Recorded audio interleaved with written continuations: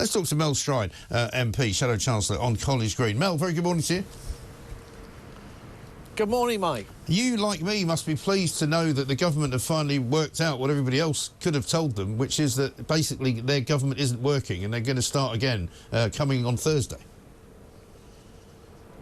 Well, it appears that we are, Mike, going to see a reset on Thursday. It's very badly needed because you went through, I think, that long list of different reviews that the government's engaged upon. You'd have thought that in 14 years of opposition, they would have come up with some clear plans. One of the ones, actually, that wasn't on the list you read out was welfare reform. One of the biggest challenges facing this country at the moment is getting on top of the spiralling welfare bill, something that we were doing in office and had further plans to save £12 billion a year had we been elected at the last election. So, yeah, it's all a bit poor that, you know, we've got lower growth than would have been the case under us.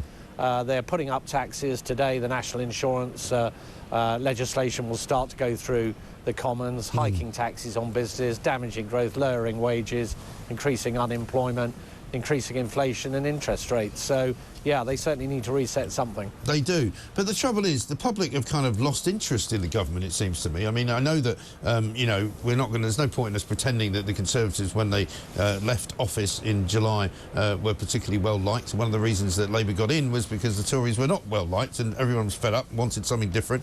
But what's come since then, I think, has been quite shocking to an awful lot of people who didn't realise quite how bad this lot would be at governing. Yeah, well, I think the other shock, Mike, and you're right, we've got a lot of work to do now in opposition to get back into political contention, and under our new leader, Kemi Badenoch, I'm confident that we will do just that. But what I think a lot of people are shocked by, actually, is what they were told during the run-up to the general election by this government and what was in the government's manifesto, including, for example, we will not put up national insurance. That's exactly what they're now doing, which is going to be crucifying businesses right up and down the country. And you look at what they did with farmers. You know, they gave assurances to the National Farmers Union and others during the election. There'd be no changes to inheritance tax relief. They've done exactly the opposite. Pensioners means testing the winter fuel payment. 10 million pensioners affected. Of those pensioners below the poverty line, 2/3 of them losing this benefit. And that's basically because this government said one thing when it was trying to get elected and is doing something very different now that it's in office. I think that's true. And also, I'm not quite sure, looking at the papers this morning, where Keir Starmer is on his relationship, or the government's relationship, with the EU and or the United States. Let's have a look at what he said at Lord Mayor's banquet about Donald Trump.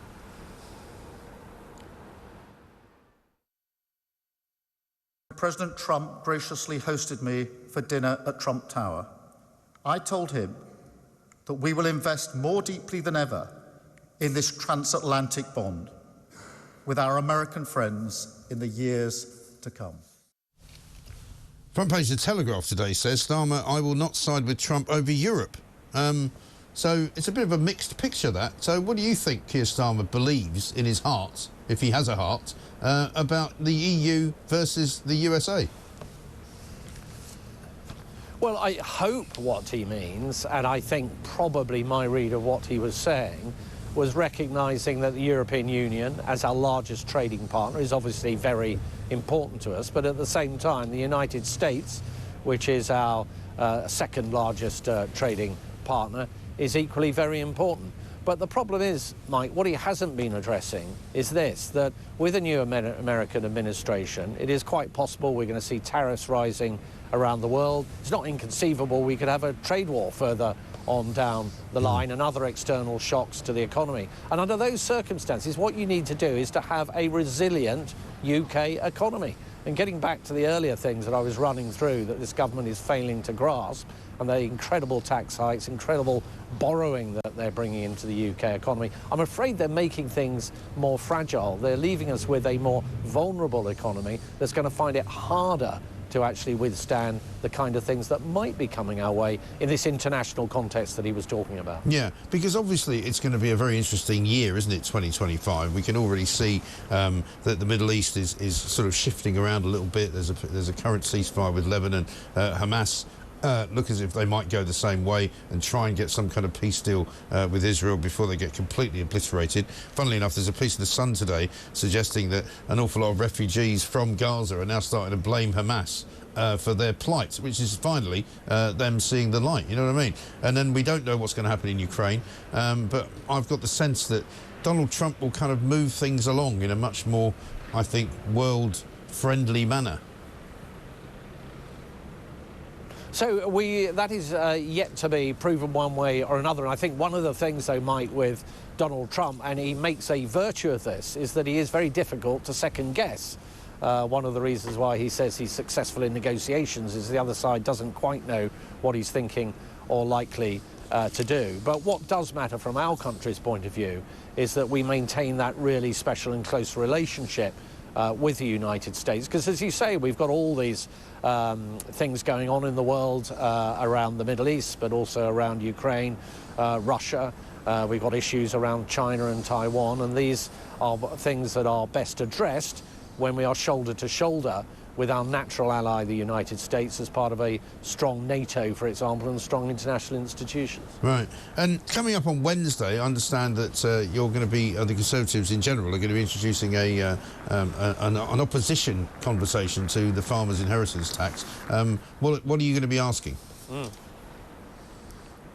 Well, we think that this is the wrong choice. So what's happening here, Mike, just to make it clear to your viewers, is that during the general election, the Labour Party made a very clear pledge they would not do anything around what are called inheritance tax reliefs for farmers. Now, the reason why they're there, this is the inheritance tax that falls due when you pass your farm on if somebody passes away, is because these farms are typically, they may be asset rich, they may be worth quite a lot of money, but of course they're not earning typically much income to pay any income tax. And having made that firm commitment not to remove the reliefs that there are currently, the government, of course, has done exactly the opposite. So what we're going to be saying in the Opposition Day debate tomorrow is calling on the government to reverse this policy. Look, it's going to lead to the breakup of many family farms, and it's going to lead to lower food security, and it's not going to raise anything like the kind of money that the government is suggesting, and even that, actually,